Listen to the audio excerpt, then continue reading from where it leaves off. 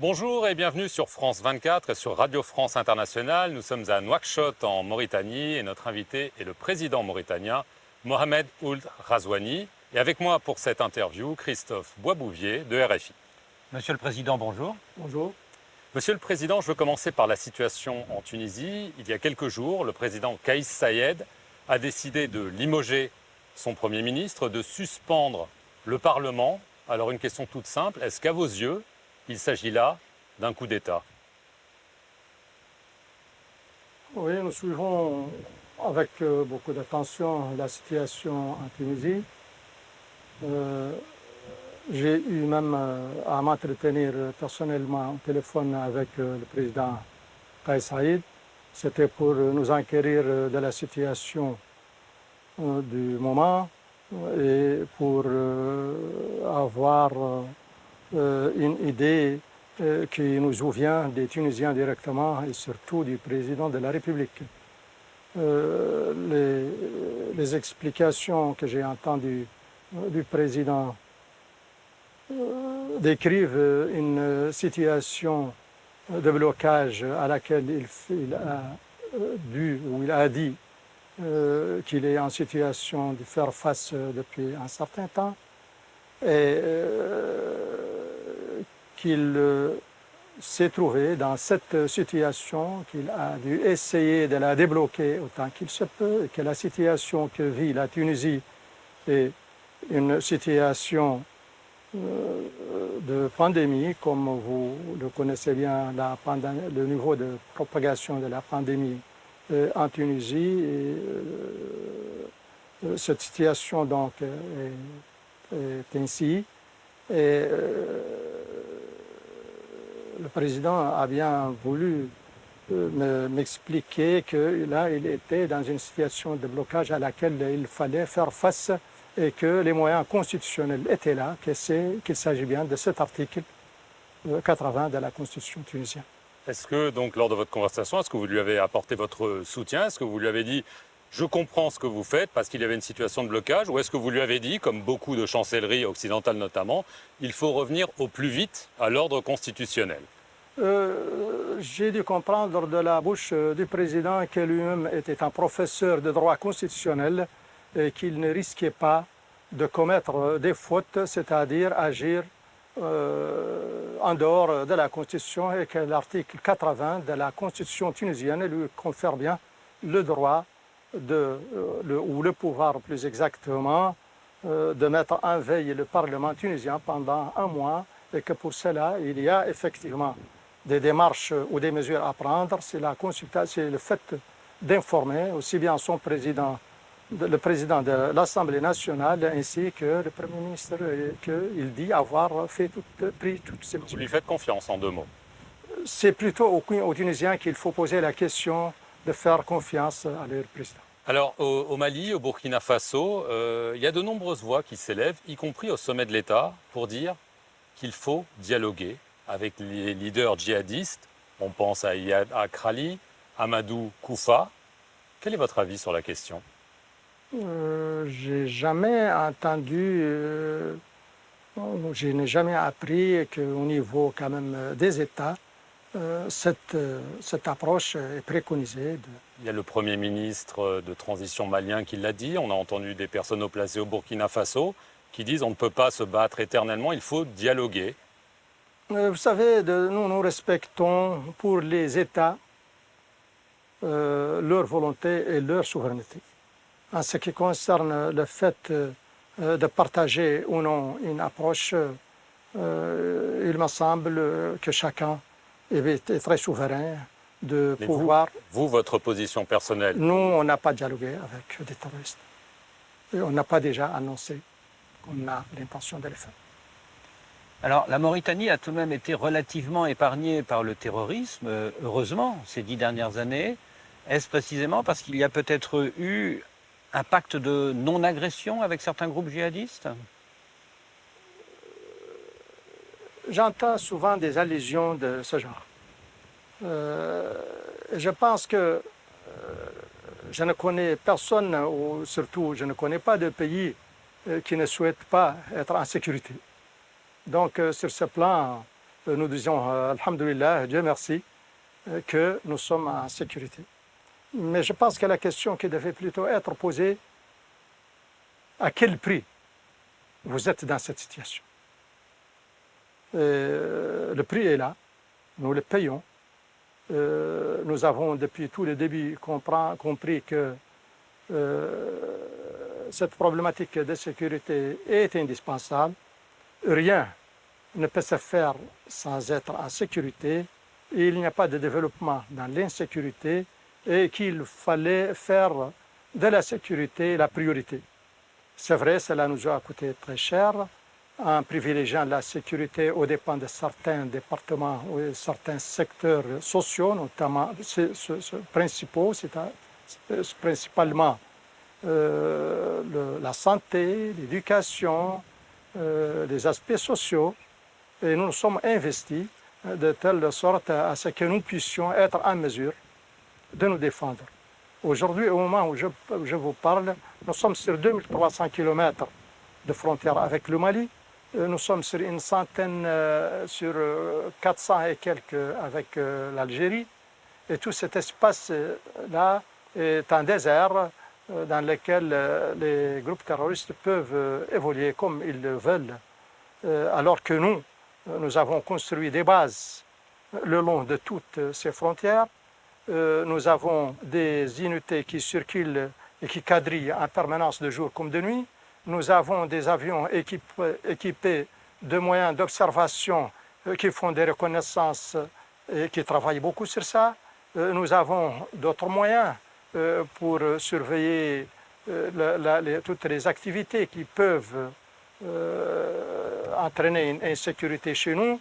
Donc c'est un effort. Et nous nous félicitons effectivement du fait que notre effort a permis de nous mettre dans une situation dans la situation où nous sommes. Alors, vous parliez du nord du Mali. La France a annoncé que l'opération Barkhane allait être reconfigurée, mais aussi réduite en termes de nombre de troupes, la moitié d'effectifs en moins d'ici la fin 2022. Plusieurs bases militaires françaises dans le nord du Mali ont été fermées, dont celle de Tombouctou, qui n'est pas si loin. Est-ce que vous craignez que cette zone que vous avez vous-même définie comme étant une zone de danger soit à nouveau reprise par les djihadistes et donc vous menace à nouveau directement? Je vais vous dire ce que je pense par rapport à ça. Je sais que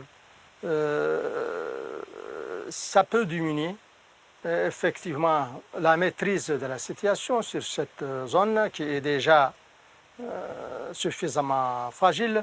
Mais j'ai confiance en la volonté de la France qui a accompagné le G5 depuis 2012 ou 2011, depuis son opération Serval qui a été remplacée par Barkhane. Et l'accompagnement et le partenariat avec la France dans cet aspect sécurité du G5 était effectivement rapporteur. Ça a servi à beaucoup de choses. Et les résultats qui ont été déjà obtenus sont positifs. Je pense que la France, qui est pour quelque chose dans ces résultats obtenus, ne risque pas de compromettre ce qui est déjà fait. Et pour que cette lutte anti-djihadiste soit plus efficace, est-ce qu'il ne faudrait pas que le G5 Sahel monte aussi des opérations conjointes avec l'armée algérienne? Est-ce qu'il ne faudrait pas que les renseignements du G5 partagent leurs informations avec les renseignements algériens? Je suis tout à fait d'accord avec vous sur l'importance d'un rôle joué par l'Algérie ou du fait quand même que l'Algérie est là. L'Algérie partage des frontières avec 3 pays du G5. Et cette proximité est quand même importante et elle doit être prise en considération dans le cadre de la lutte contre le terrorisme dans notre sous-région. On va passer à la situation en Mauritanie. Votre prédécesseur, le président Mohamed Ould Abdelaziz, a été inculpé au mois de mars pour corruption, blanchiment d'argent, enrichissement illicite. Il est écroué depuis un peu plus d'un mois. Il vous accuse directement d'être l'instigateur de ces démêlés avec la justice pour des raisons purement politiques. Il est actuellement entre les mains de la justice et je n'aurai pas grand-chose à ajouter à cela parce que je préfère ou je m'impose, ou c'est ça qui se doit, de ne pas me mêler des affaires en justice. Alors vous parlez de cette enquête parlementaire, on a remarqué qu'elle a démarré en janvier 2020, quelques semaines après que votre prédécesseur eut tenté de reprendre le contrôle du parti au pouvoir, UPR, Union pour la République. Est-ce que la coïncidence des dates n'est pas troublante quand même?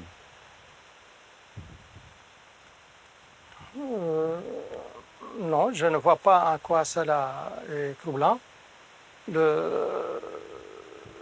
L'UPR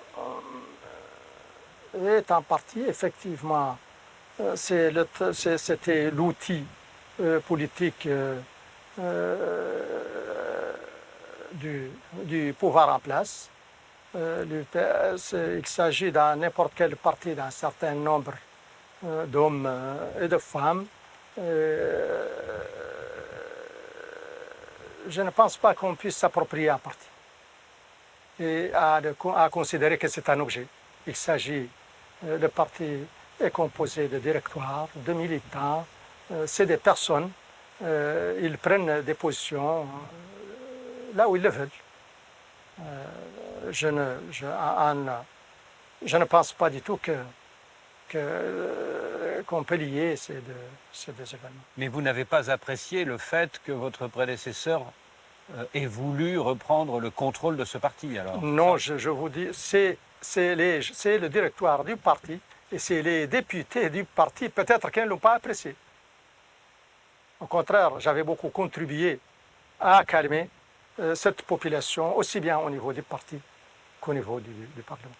Et votre prédécesseur affirme que les députés qui ont lancé cette enquête parlementaire ont été soudoyés par des membres influents de votre entourage dans le but que cette enquête soit ouverte. Qu'est-ce que vous lui répondez? D'abord, je ne l'ai jamais appris comme ça.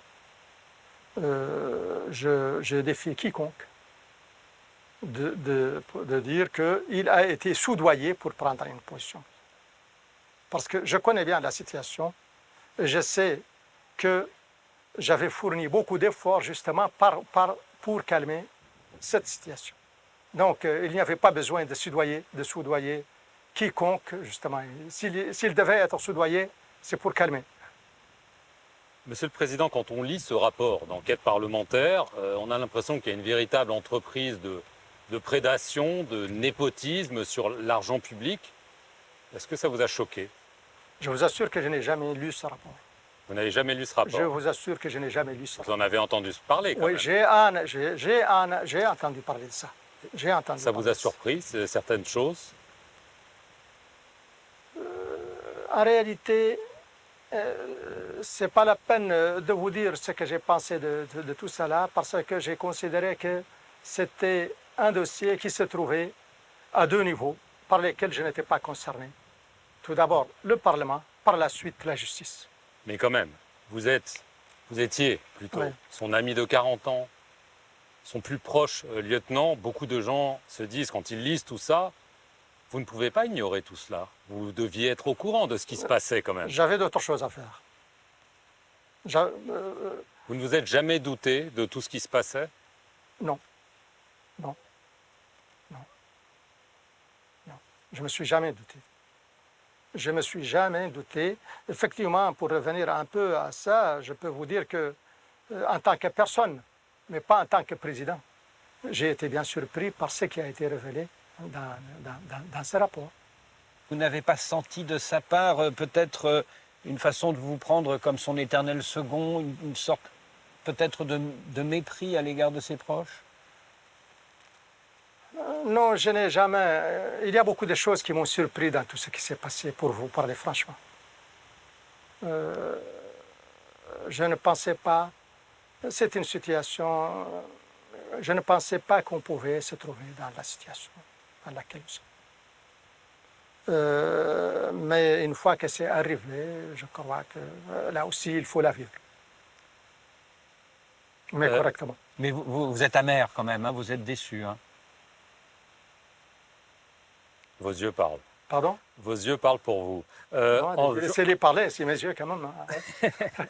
En juin 2019, on va revenir, il fait campagne pour vous. Il dit que vous l'avez trahi. Moi, je C'est dirais un mot fort, évidemment, pour quelqu'un comme vous. Trahi. non, je dis que je n'ai pas trahi. Je n'ai pas trahi. Je n'ai Lui vous a trahi. Posez-lui la question. Et si jamais l'ancien président restitue une partie des biens mal acquis qu'il aurait éventuellement obtenus, est-ce qu'il pourrait échapper à un procès? Est-ce qu'on pourrait éviter? Il ne me revient pas de prendre des décisions ou de prendre des positions par rapport à ça. Je considère que depuis que le dossier est entre les mains de la justice, il vaut mieux attendre que la justice tranche dans un sens ou dans l'autre, trouve ses compromis. Alors, le président Aziz a renoncé à un troisième mandat et aujourd'hui, il est en prison. Alors, se pose la question de savoir est-ce que ce n'est pas le meilleur argument pour les présidents du continent ou d'ailleurs qui veulent s'accrocher au pouvoir. En d'autres mots, ils se disent si je pars, je risque de finir derrière les barreaux. Oui, j'ai un peu entendu déjà cette interprétation. Moi, je crois que ceux qui s'accrochent, qui veulent s'accrocher au pouvoir et ne pas accepter d'alternance, n'ont pas besoin d'une situation comme ça pour justifier. Et ceux qui veulent considèrent que l'alternance est nécessaire ne seront pas plombés justement par le fait que quelqu'un pourrait comparaître devant la justice ou pourrait être interrogé sur certaines choses. Merci, Monsieur le Président, de nous avoir accordé cet entretien. Et merci à vous de nous avoir suivis sur nos deux chaînes, France 24 et Radio France Internationale.